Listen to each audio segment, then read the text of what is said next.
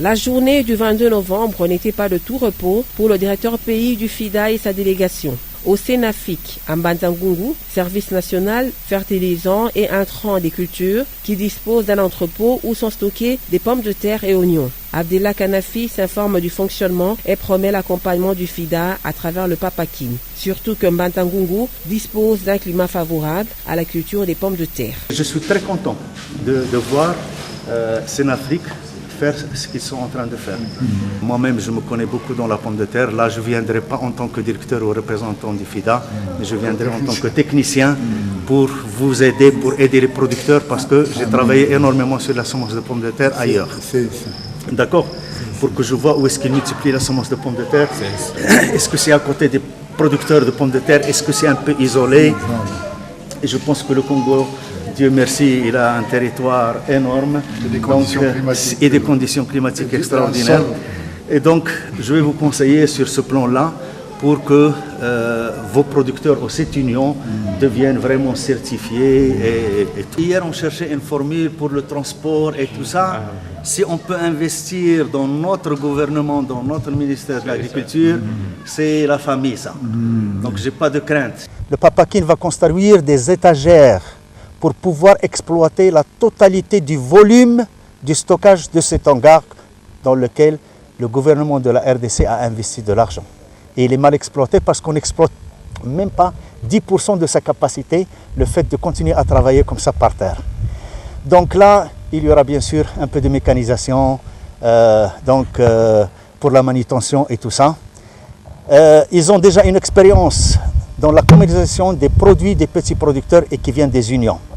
Nous voulons capitaliser sur cette expérience du Sénafic et voir, et ça c'est quelque chose que nous allons discuter avec les grands responsables, avec son Excellence le ministre de l'Agriculture, une fois de retour à Kinshasa, pour voir comment nous allons entrer dans un partenariat avec Sénafic, mais qui est solide et qui travaille à l'intérêt des petits producteurs.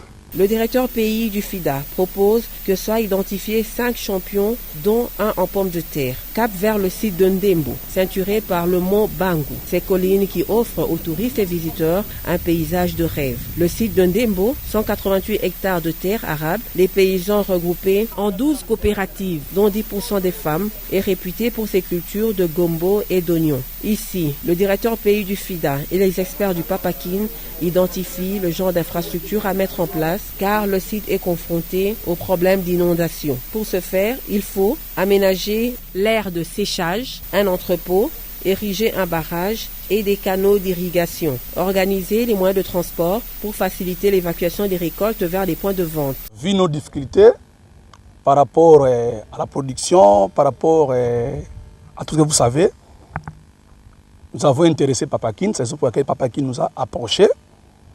Et il a fait les études de faisabilité. Entre autres, nous avons les difficultés pendant la saison sèche. Parce que la culture principale ici, c'est l'oignon. C'est la principale, c'est l'oignon. Alors pendant la saison sèche, nous avons des problèmes. Nous avons un problème d'eau. L'eau n'arrive pas à servir tous les producteurs. C'est la raison pour laquelle Papakine a pensé à ça. Ils vont ériger un barrage avec des déviations pour que tout le monde soit servi. Mais c'est bon ce que Papakine a dit aujourd'hui, c'est bon ce que les représentants du FIDA a dit aujourd'hui. Ils ont dit. Maintenant, nous voulons les voir à l'action, parce que beaucoup d'ONG, beaucoup de partenaires sont passés, ils nous ont promis des choses extraordinaires, mais ils n'ont jamais passé à l'action. Bon, c'est ce que nous attendons d'eux. Si vraiment ils vont s'atteler, ils vont vraiment réaliser ce qu'ils ont dit, ok. Là, ça sera vraiment à la grande satisfaction de tous les producteurs de cette vallée. Et ça va aussi booster la production pour augmenter la production, pour servir la ville de Kinshasa en oignons. Aux agriculteurs, Anafi recommande d'organiser le stockage des récoltes pour éviter des pertes. Le Papakine a déjà fait un travail de base magnifique. Nous avons avec nous un topographe qui va commencer à travailler à partir de cette semaine sur les levées topographiques et tout. Et puis, nous avons écouté les producteurs qui nous ont dit sur le cycle de production d'oignons. Et j'ai dû comprendre aussi, c'est une des régions les plus importantes pour la production d'oignons, pour au moins le pôle de Kinshasa et le pôle de Bazangongo. Et ça, c'est deux pôles déjà qui sont extrêmement grands. Kinshasa, c'est plus que 10 millions d'habitants. Et l'oignon, c'est quelque chose de très, très important pour la nourriture des gens.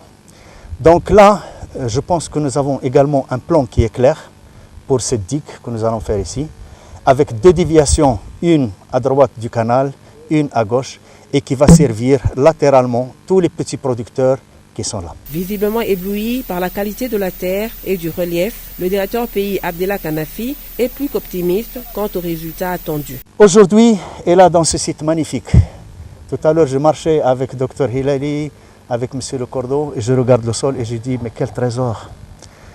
Votre pays, la République démocratique du Congo, est assis sur des trésors.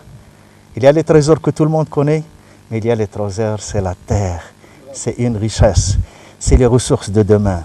C'est extraordinaire. Le coordonnateur du Papakin, Popol Kizungu, voit un avenir radieux pour l'autosuffisance alimentaire dans le pays. Donc nous sommes dans la deuxième et dernière phase de notre visite. Celle-ci s'est focalisée sur les installations hydro-agricoles. Ces installations, en plus des infrastructures qui vont avec, nous demanderons de mobiliser à peu près 2 500 000 $. Il était important de venir avec le directeur pays qui joue un rôle très important dans la prise de décision d'allocation de fonds pour que nous puissions valider donc, les choix des sites. Et nous sommes très satisfaits parce que, en plus de la validation du choix des sites, il y a eu des besoins supplémentaires qui ont été identifiés par le directeur pays qui, en plus de sa fonction donc, de haute autorité du bailleur, c'est aussi un spécialiste en matière agricole. Donc il nous a vraiment aidé à identifier les besoins supplémentaires qui feront qu'au-delà des 2 500 000, on prenne en compte d'autres besoins par rapport aux maraîchers de Loma et plus loin, Wungu. Et je crois que là, on aura vraiment besoin de faire des arbitrages avant que la semaine prochaine, on puisse valider notre plan de travail et budget annuel. Nous devons les mettre en mesure d'accroître leur production. Et ici, le site où nous nous trouvons, nous visons donc la filière oignon. Et nous pensons qu'avec notre action, ces revenus des producteurs pourront être accrus. République démocratique du Congo, pays de la méga biodiversité.